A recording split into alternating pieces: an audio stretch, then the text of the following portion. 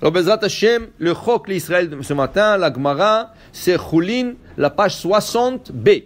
Rabbi Shimon ben Pazi, Rami, Ktiv, Vayas Elohim et Shnei HaMeorot HaGedolim, Uchtiv et HaMaor HaGadol, ואת המאור הקטון.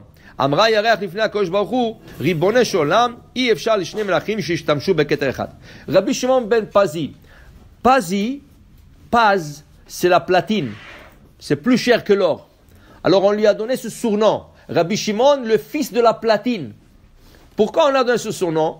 Quand il était tout jeune, il n'était pas religieux. Il y a Rabbi Yochanan qui est passé, il a vu jouer, il a vu qu'il a du talent.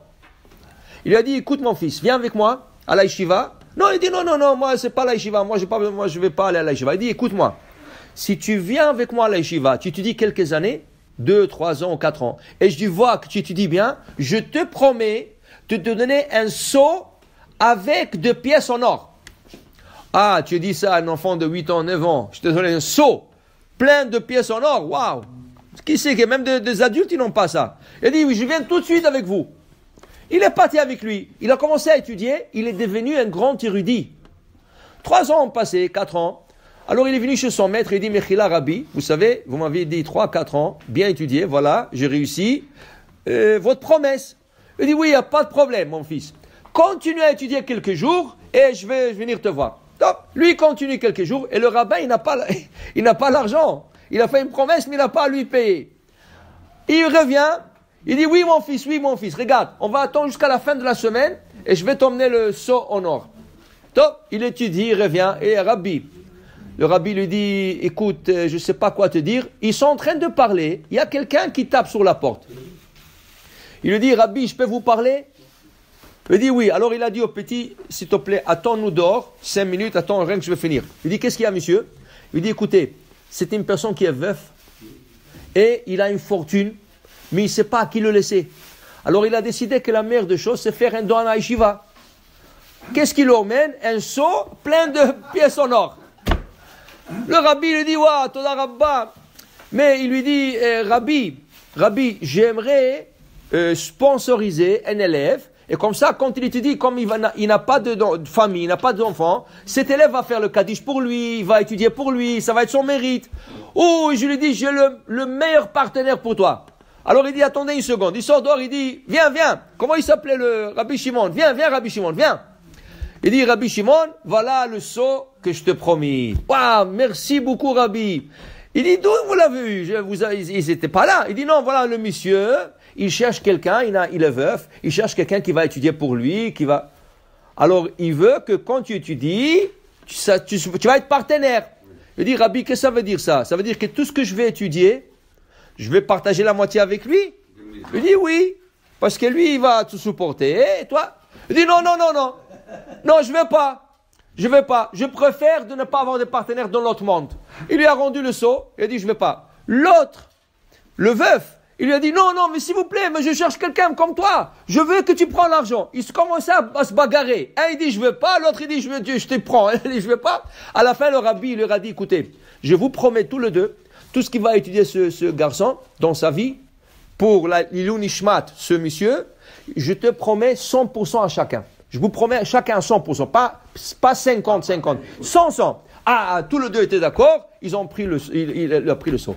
Depuis, il a eu le titre Rabbi Shimon ben Pazi, le fils de la platine, à cause de cette histoire d'or. Parce qu'avec cet or, il pouvait acheter une mine de platine à l'époque. Okay? Alors pour te dire, voilà, ça c'est Rabbi Shimon ben Pazi. Qu'est-ce qu'il nous dit Rabbi Shimon ben Pazi?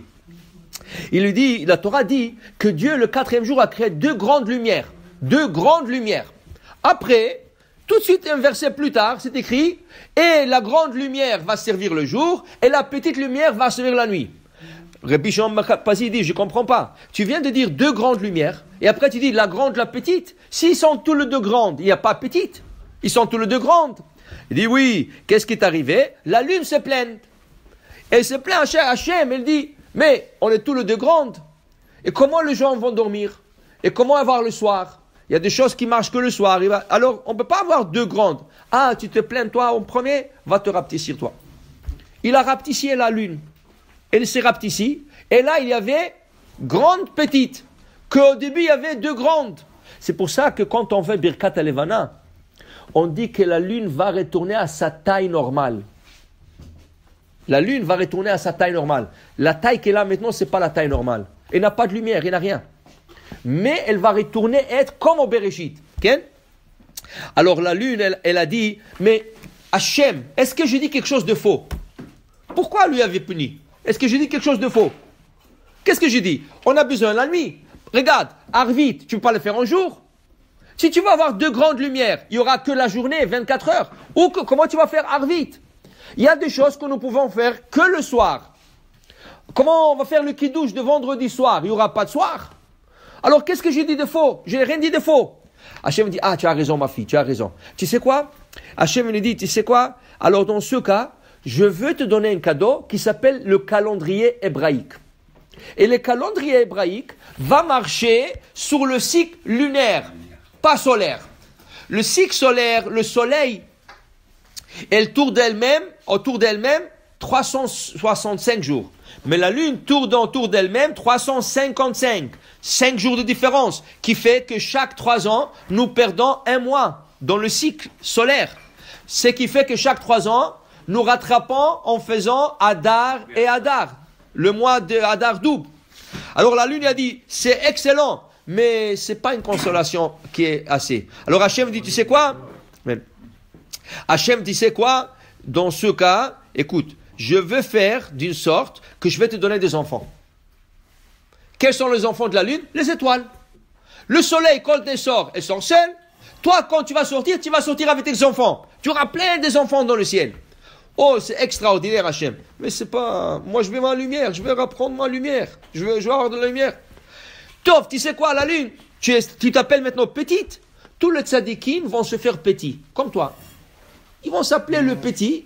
Il dit, Hachem, c'est pas suffisant. Hachem me dit, ok, je peux rien faire. Une fois que je te rapetissis, je ne peux pas te rendre la lumière. Alors, qu'est-ce que je vais faire? Hachem lui a dit, je vais emmener un sacrifice. Alors, regardez le dernier verset de Rosh Chodesh. Le dernier verset de Rosh dans la paracha, quand nous lisons, Vesaïr echad chatat l'Hachem. Un bouc pour expier Hachem. Hachem a besoin d'une expiation. Qu'est-ce qu'il a fait? Non.